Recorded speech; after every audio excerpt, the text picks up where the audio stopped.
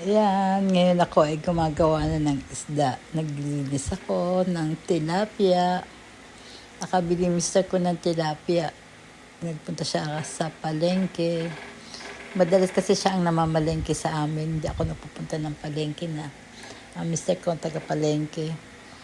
Kaya ayan, nililinis ko yung tilapia at saka yung daing na bangos. Ayan, nililinis ko muna siya.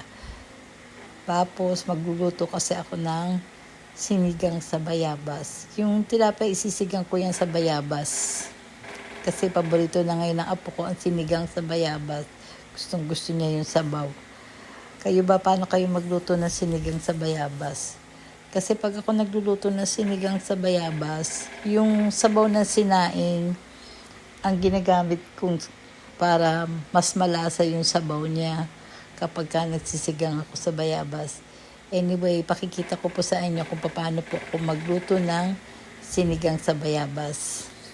Ayan, nililinis ko pa rin yung daing na bangus. Maaga pa lang nagluluto na ako. Minsan 9, nagluluto na ako ng ulam namin tsaka kanin para maaga ako nakakaluto. Kasi minsan maagang nagugutom yung apo ko. Maaga din kami nanananghalian. Anyway, naiba naman muna ako. Thank you nga po pala sa mga bagong subscriber ko at sa mga nagsusubscribe sa akin. Maraming salamat po. Shout out po sa inyo lahat. At sa mga bagong nakakapanood po ng aking channel, sana don't forget to like and comment na rin po at mag-subscribe din po kayo. And mag-share nyo na rin po kung nagustuhan nyo po ang aking mga video. Ayan na po ngayon ay hinuhugasan ko na yung bayabas. Ayan. Pag hinugasan ko yung bayabas, hindi ko na siya tinatanggal yung balat. Yung buto po, yun ang hihiwain ko muna siya pagkatapos tatanggalin ko yung buto. Tsaka ko ngayon yung pipigain. Kasi yung buto, nandoon yung lasa ng sinigang sa bayabas. Sasalain ko yan. Tatanggalin ko yung buto niya para kasi hindi masama sa sabaw. Pag ganyan ako pagka nagsisigang sa bayabas, ayan, tatanggalin ko na yung buto. Ihiwalay ko yan. Tapos pag natanggal ko na siya lahat, sasalain ko yan, kakatasin ko sa sabaw ng sinaing para doon lumasa yung buto ng bayabas. Kasi yun ang nagdadala dyan eh. Ang sahog ng aking sinigang sa bayabas ay kangkong lang at saka sili. Pwede rin patola, maglalagay tayo na patola. Kaso wala nga kaming patola, kaya kangkong na lang muna at saka sibuyas lang. Pakukuluan mo lang. Napakadali lang naman lutuin ng sinigang sa bayabas. O ayan, natanggal ko na lahat yung buto. Ngayon, pipigayin ko siya sa asin.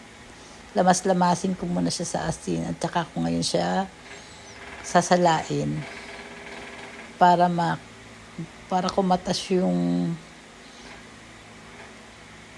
buto niya. Ayan, meron na ako sabaw niya, yung sabaw na sinain. Ayan, pipiga-pigain ko lang muna siya, ganyan. Ayan, piga-pigain nyo muna para lumabas yung lasa ng buto ng bayabas. Ayan, ganyan. Ganyan ako magluto ng sinigang sa bayabas. Kayo po ba, paano kayo magluto ng sinigang sa bayabas? Kasi yung bayabas din, hindi ko na rin siya tinatanggalan ng balat. Basta hugasan nyo lang mabuti. Ayan, ayan naman yung pipisain ko rin yan. Lamas-lamasin ko rin. Kapag nalamas nyo na, tsaka ngayon nyo ulit ilagay sa kaldero. Ngayon, isasalang nyo na ngayon yan. Ayan, ayan na siya. Tapos, pakuluan lang natin muna siya. Pag kulong-kulo na, tsaka natin ilalagay yung isda. Ayan, kumukulo na siya. Pwede na natin ilagay yung tilapia. Pero bukod dun, ilang piraso lang yung nilagay kong tilapia. 3 lang kasi yung iba ipiprito ko. Ayaw ng mister ko ng hindi piniprito yung isda. Kaya ayan, hiniwalay ko siya ng ilang pirasong isda. Pinagprito ko siya. O, ayan na, kumulo na, nilagay ko na yung kangkong. Tapos tinimplahan ko na rin po yan. Naglagay ako ng asin at saka konting pampalasa. Yan, pakuluan lang natin. Yan. Thanks for watching po pala. Shout out po sa aking Team Survivor. Maraming salamat po sa inyo. And don't forget to like and comment and subscribe na rin po. Thanks for watching and God bless.